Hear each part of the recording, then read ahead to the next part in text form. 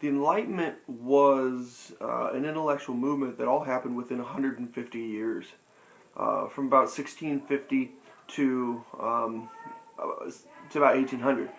Some people say the French Revolution is the death knell of the Enlightenment, but a lot of these figures that we'll talk about were contemporaries. Thomas Hobbes is one of the earliest.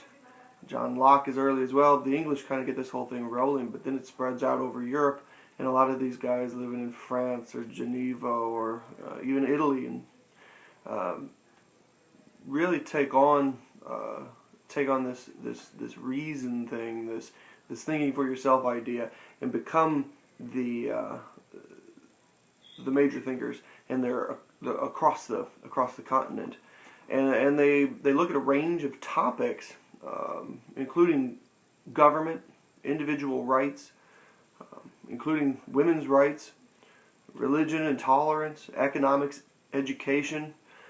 Their thoughts go into areas like music and literature, and even affect the hearts and ideas of some of the monarchs, like Frederick the Great of Prussia, or Joseph II of Austria, and we'll see Catherine the Great of Russia as well, and we'll look at some of those individuals later.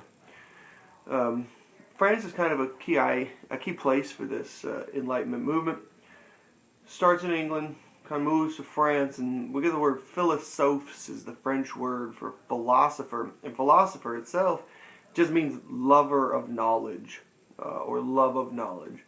And that's kind of what this is all about. So it's not just a person who thinks, oh, what is the meaning of life and existence, but really they look at things like nature and the world around us, and like we just talked about, all types of things. They use mathematics and areas of science and biology. I mean, they look at everything and try to bring in as much knowledge as possible.